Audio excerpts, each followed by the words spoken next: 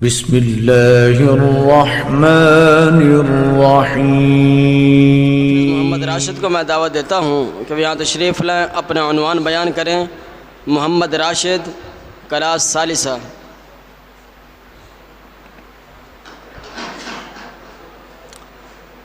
السلام علیکم ورحمۃ اللہ وبرکاتہ۔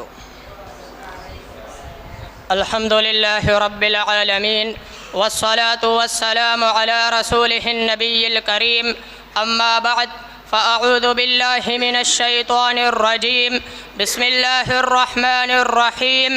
قال اللہ تعالی فی القرآن المجید والفرقان الحمید، ما يلفظ من قول إلا لديه رقيب عتيد۔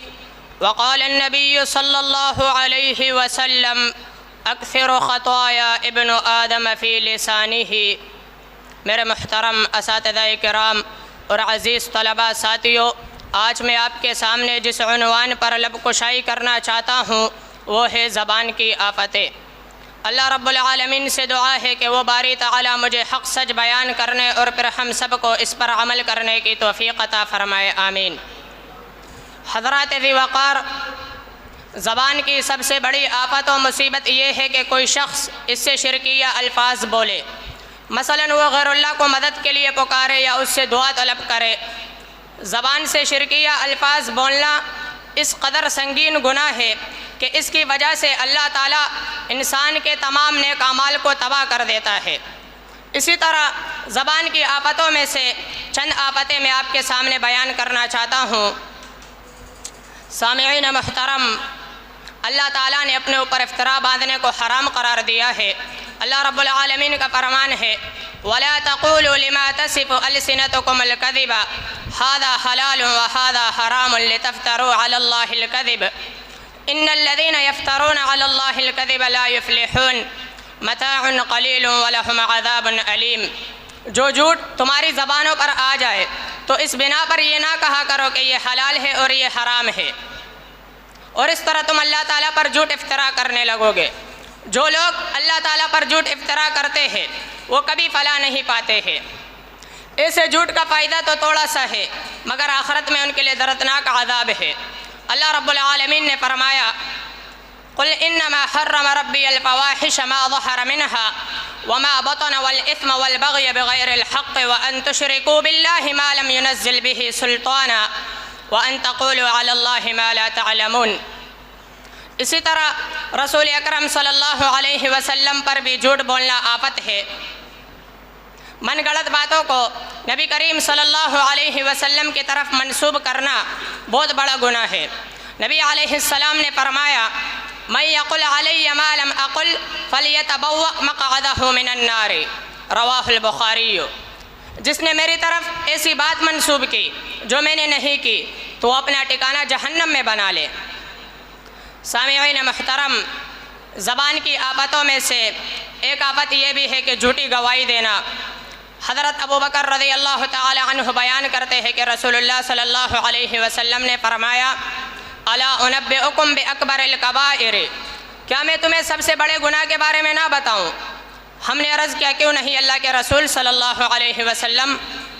تو آپ صلی اللہ علیہ وسلم نے فرمایا، الا وقول الزور وشہادت الزور، رواہ البخاری۔ خبردار جھوٹی بات اور جھوٹی گواہی سے بچنا۔ پھر آپ صلی اللہ علیہ وسلم بار بار یہی الفاظ دہراتے رہے، یہاں تک کہ میں نے دل میں کہا کہ کاش آپ خاموشی اختیار فرماتے۔